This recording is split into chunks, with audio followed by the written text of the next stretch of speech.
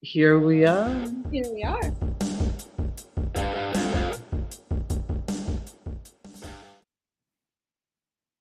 Good morning, Melissa. How are you? Good morning. I'm awesome. How are you today, my friend? I'm good, and I see the sun shining. I know it's still cold out, but not too cold. It's like kind of normal winter now. I heard it might actually hit the freezing mark today, like in the upward direction. Exactly. Yay! I'm so excited.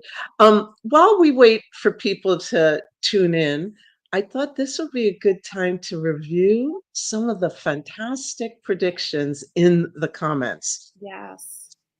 And I'm going to start with this is only partial, so I'm going to read the full quote from Lisa Rangel. What she wrote is many entry level employees are thirsty for in person interaction and training. Could this be part of the catalyst for getting people back in the office? What do you think? I think there's two very distinct camps here. I think Lisa's spot on, which, if you know Lisa, is no surprise. There are people who really want that in person interaction, they want that in person training. And then there are people who are adamant that they never, ever want to set foot in an office again. And I think Yes. we're gonna have to find a way to make everyone as happy as they can be in their situation, right? There's no one size fits all. So my hope is that everyone can find the role and the opportunity that aligns with what they want to do. For me personally, I'm a hybrid fan. Um, Me too. and I think that is, well, we'll talk later about the way of the future, but I think that's one of the ways of the future. Yes. And I just think this is something for us to really watch. Like, will this end up being a catalyst? It'll be interesting to see. So, thank you, Lisa Rangel. And I do have another one, and I hope it's very early for her, but I hope she's on already. Jeannie.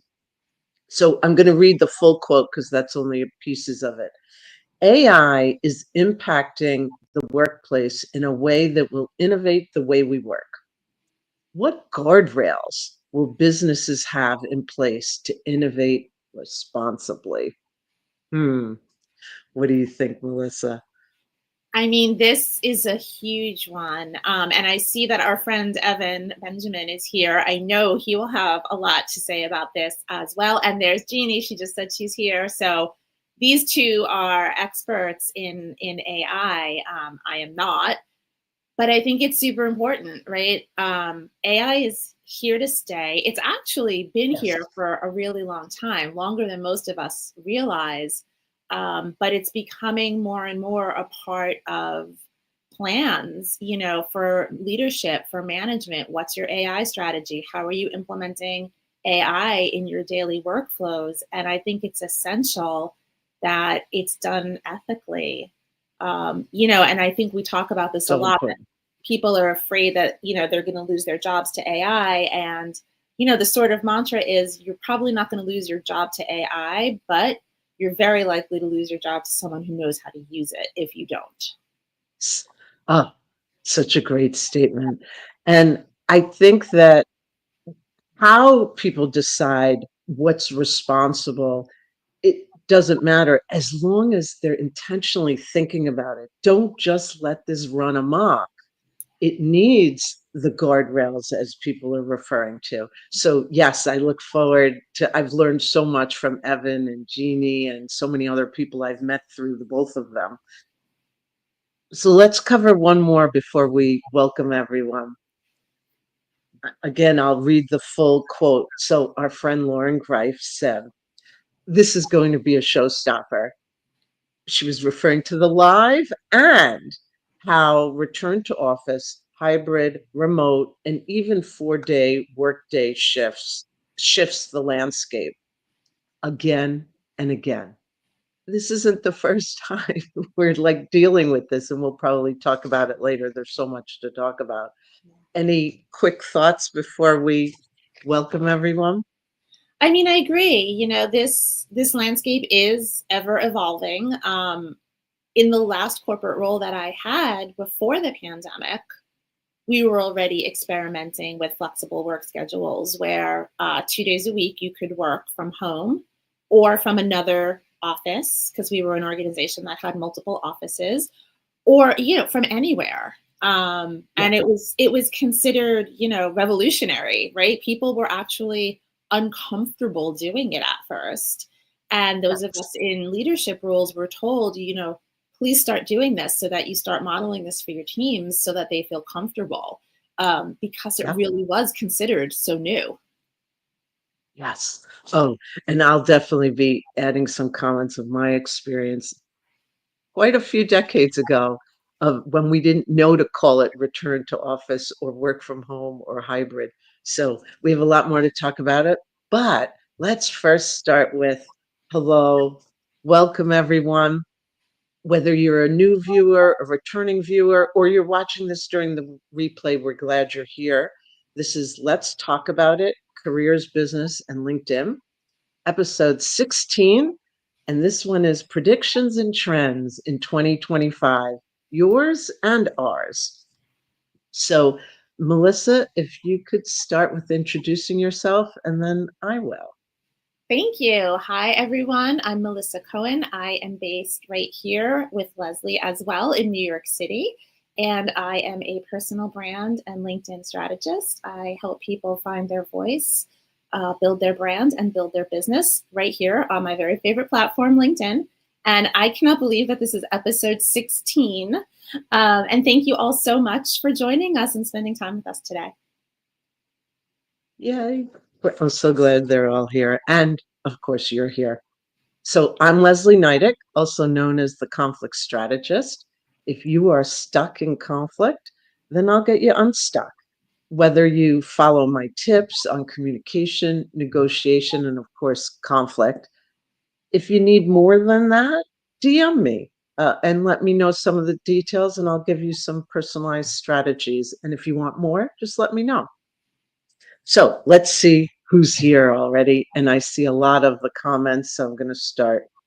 We're going to start saying hello. Hello, Charity. Thank you so much for being here. Rocky, where maybe it's colder where she is in Texas than it is here in New York. I didn't check to see if the temperatures are still out of whack. They're very crazy. Hello, Holly. Now, no matter what, I know it's cold where he is. We're so glad you're here. And oh, hello, Glenna. Thank you for being here. And Phil is here. Thank you. We're so excited you're here. And yay. Hello. Hello, Jason. Karen from across the river. Thank you for being here.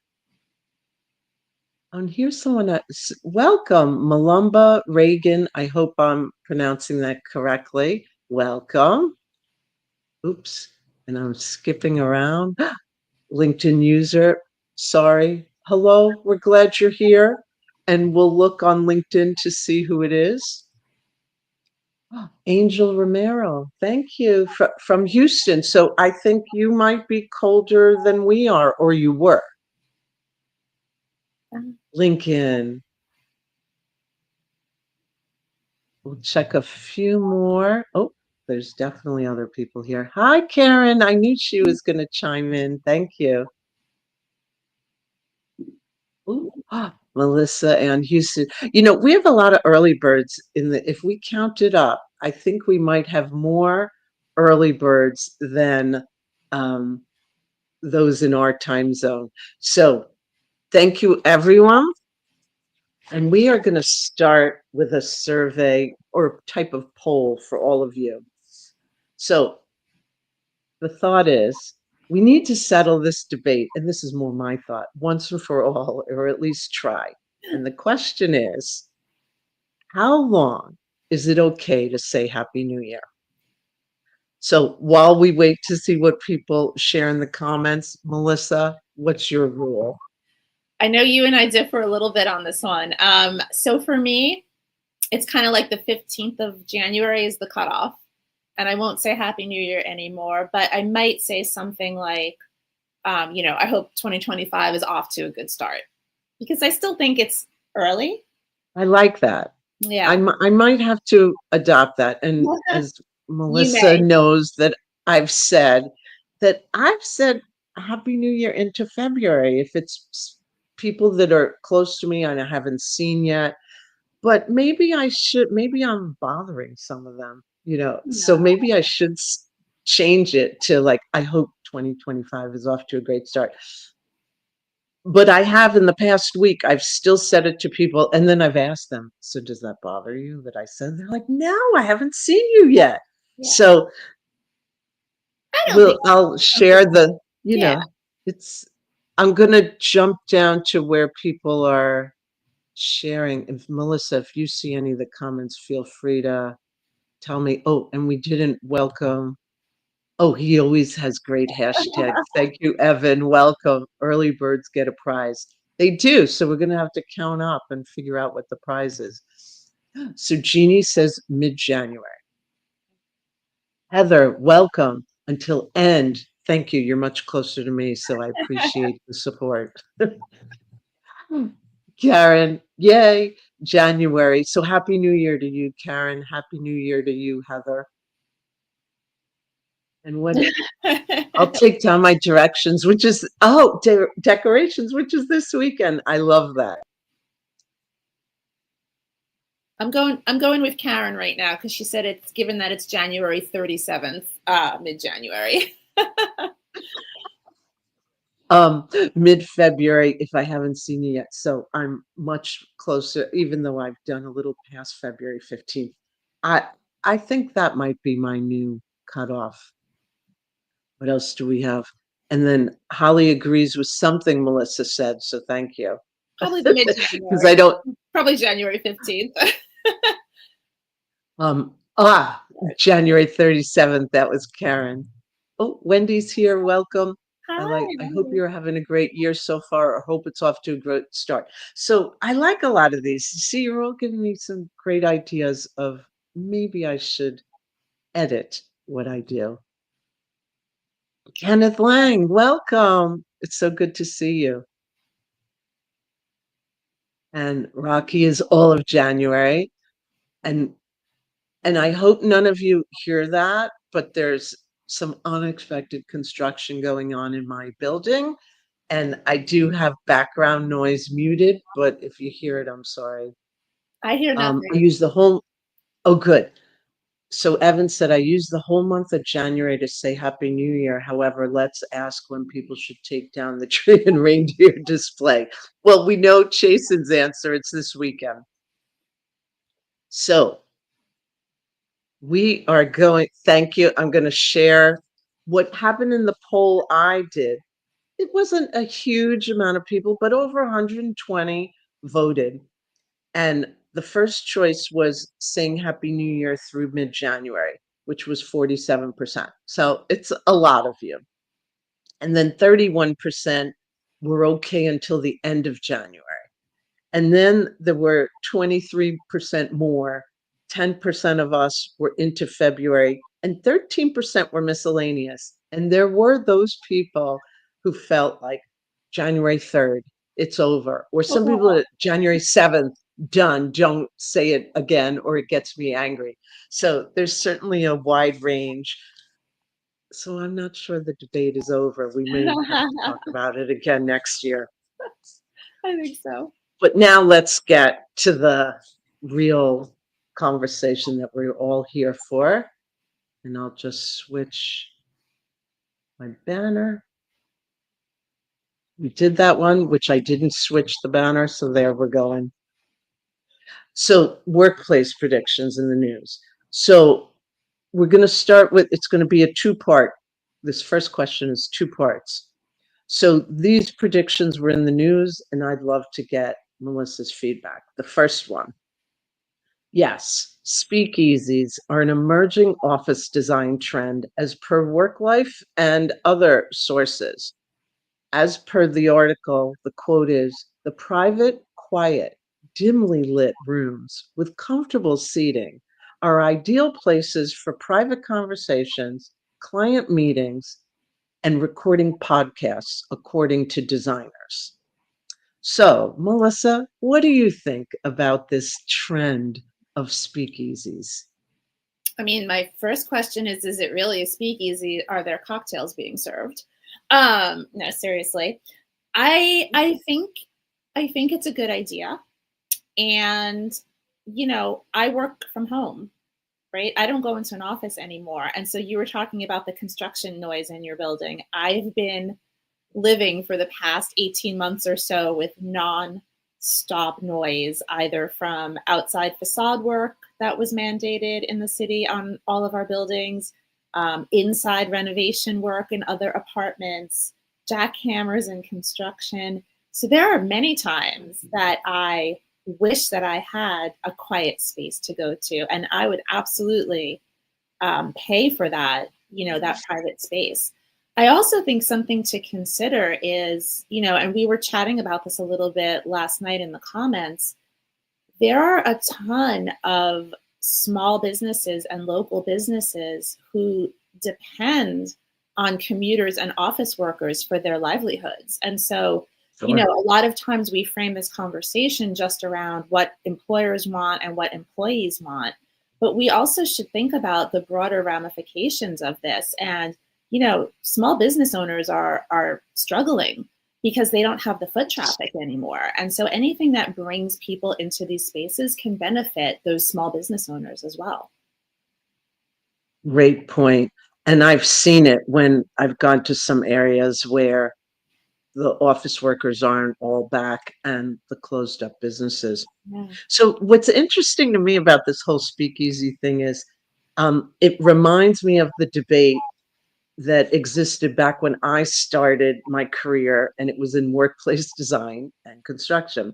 So back then, the trends were all about open offices and other aspects of it.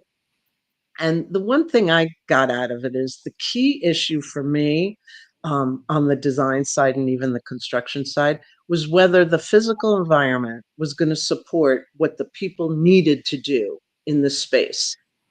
Will a speakeasy do that? The answer is probably different for every organization, and especially where they go with return to office or hybrid. I mean, this doesn't have to be where you do your work. This could be a space where it's bringing people together. So it'll be interesting to see how companies use it. So there's another, my second part is another thing that was in the news, which we've already started to talk about, but I'm focusing on the mandate part. So will the return to office mandates continue in 2025? Will there be compliance? Will hybrid emerge and survive? Any predictions, Melissa? Um, I think the return to office mandate will continue. I think there will be some pushback that continues.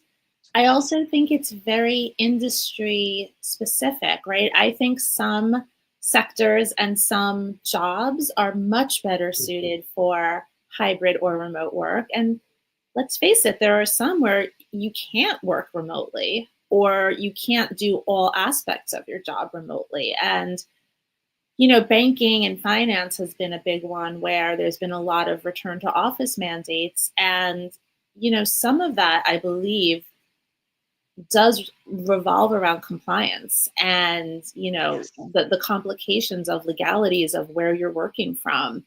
And so these are all things we have to consider. I do think that for many of us, hybrid is here to stay. I don't think we're ever going to go back to the pre-pandemic where remote or hybrid work is a novelty or a rarity. I think it's going to continue to be a blend, and I think it's going to continue to be very role and industry specific. Agreed. I can't help remembering that, like at the start of my career, apparently I was working remote and off-site. There was no word for it. I was just doing the work that needed to be done. And I did have a lot of autonomy. So for me in that early career, I really learned what was necessary, the communication. You can't just be off being remote, you have to find ways to communicate with your team, your manager. Otherwise, everyone thinks, well, she's just absent. Um, so for many situations, I think hybrid really is ideal. It matters though what the work is. And the issue with the mandates is that it's a mandate. Um, the workforce is feeling like they weren't heard when these just mandates come out at them. I think if the conversations include all, even when the decision isn't in the direction they want, people will still more likely accept whatever's figured out. I think communication is the key, and I hope that that's the change where we don't just get these mandates without communication. Agreed. So I know, and Melissa might have seen some of them, and I haven't looked. There are comments about all of so I'm just going to pop some of them up and see what people are saying. Jeannie Me too. says her favorite is hybrid. Um, and the comments are coming in, so they're all bouncing. I asked someone yesterday if I could still wish them a happy new year. I love that. Oh, Anne's here. Welcome. The entire federal workforce has been ordered back to the office. It will be interesting to see how the private sector reacts. Absolutely. Great point, Anne. And it reminds me of one of my early jobs was with government. And back then, I think I've mentioned it before, that I had flexible work schedule. I could decide on a daily basis what time I was coming into work. And that was quite a few decades ago. Let's just say it's more than 20 years. And they were really forward thinking. So now it's interesting that it's this all or nothing with the federal government and how people are going to respond to that. Let's see who else. Heather said something. We don't have the real estate anymore with my company, so nowhere to house additional office staff anymore. Interesting. So the real estate may dictate what they're going to do when they have to add staff. Interesting, Heather. I prefer to talk to an employee, not the dogs and the kids. You know what, we maybe need a whole topic on like the etiquette of what should or shouldn't happen while we're on Zoom with people or on a phone call. But great point to bring up, Holly. Thank you. And for some reason, I can't get my comments to go back up. Here they are. And I think someone was saying hello to Kimberly Arnold, so that means she's here. Hello. Um, Something that small business is always my priority and preference. So many great comments. I can't wait to go back to them. So we're just going to move though to the next question because I'm looking at the time. Oh my goodness. I just So too. I know I'm like, oh my God, we could go on forever. So maybe there will be a part two. So now my question to Melissa is, what is one of your predictions or trends for 2025 about anything? Well, in keeping with the workplace theme, I mean, I think we've covered some of the big ones, you know, the hybrid, remote, in-person debate, the AI situation. I think something that really intrigues me about the workplace that we're going to have to really pay attention to is how many generations are working together in the workplace. And this is the most that we've ever had in history, right? We have so many from, you know, Gen X, Gen Z, millennials, boomers, all in the office together, or all, if not physically in the office together, on a team together. And, you know, each of these generations has a very distinct way of working. And obviously there's exceptions, right? We can't generalize, but I think there's definitely different mindsets around what it means to be in the office and what it means to be working and how much work means to them and what companies should do to make them, you know, happy. And I think this is a really big trend that we're going to have to address. Such a great point. And there's so much to talk about with the different generations as well. Something that I just think is maybe obvious and we forget, like changes are coming. Like, so just expect the unexpected. Yes. Um, I think when it comes to the return to office, this is what I hope. I think they're going to be continue to be blunders with the mandates or however people handle it. The thing that seems to be forgotten, and I hope this becomes a trend, is that mistakes deliver the lessons. Like, let's learn when it's not received well, what can we do different and change the communication? And that really comes to mind with even obviously a topic that's close to my heart, conflict management, that it's in 2024, Gartner put that in one of the top must-have skills for leaders and managers. I hope they keep it for 2025 because it needs to be there. I think it's all about communication and negotiation and conflict, that we just have to be much more intentional and take the time to figure it out, especially with what Melissa said. We're all, more generations are together in the workplace than have ever been there before. So should we, before we get to our closing, let's see what everyone is saying in the comments. So I'm going to just skip up. If there's something you saw, Melissa, please feel free. Yeah, I mean, I love Bouncing around. Zarina is here, and I loved her comment. So, as an HR person, I think flexible work attracts global talent, improves work-life balance. Boots, oh, you got it there. Good, I can stop reading. Thank you. Oh, thank you, Serena. That's great. And thank you for being here. Great points, and driving business success. Isn't that like ultimately like what we have to remember? Yeah. Something, and I don't see Evan's, some people are referring to Evan's comments, so I don't see it at the moment. And my boomer brothers and sisters are getting ready to leave the force, or maybe some of them are starting to come back, which I've seen in some companies that I've been working with. So great point, Jason. And then Angel, what is your prediction on DEI and ERGs and are following the executive orders on DEI? Okay, we could do a whole show I on would, that. I think I'm going to go back to my generalized prediction of expect the unexpected. Yeah. Whatever is being said now is not where it's going to end up.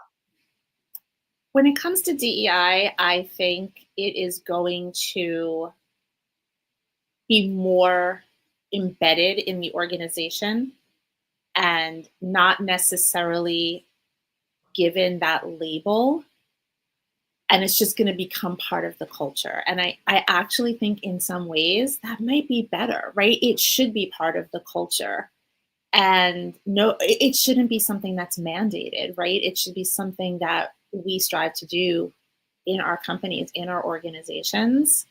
And as far as ERGs, you know, especially when it comes to like sustainability, which is super important to me,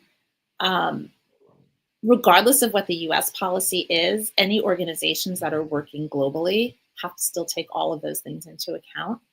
And so I don't think those are going to go away. That's my personal prediction. I agree. They're not going to go away. They just may look a little different or be implemented differently. So definitely something to watch and definitely something to care about, for sure, for all of us. Well, as usual, this half hour goes by so quickly. I think there are we will be looking at it, definitely parts of this conversation that we need to highlight as its own episode. And I love Karen's prediction or wish that maybe this topic needs to become a series. So thank Oh, you for okay. mentioning that, Karen Cooper. So thank you, everyone. Oops, well, it didn't work what I was doing. There it is. Oh, sometimes, the tech doesn't, it's the drill upstairs that's like putting me out of like kilter. So Oh, this monthly event is all about conversations between Melissa and me and with you. Let's keep the conversations and the networking going in the comments all day, even tomorrow. We hope you'll join us again on February 28th. And before we sign off, Melissa, if you have some closing words. Yeah, thank you again, everyone, for this amazing conversation. I swear it is the fastest 30 minutes ever. And as Leslie said, we will be going into the comments all day today and, communicating, answering questions, engaging with all of you. And also, as Leslie said, please, everyone here, connect with one another. That's the beauty of LinkedIn, and that's what we're here for. So thank you all so much for joining us. Thank you, everyone.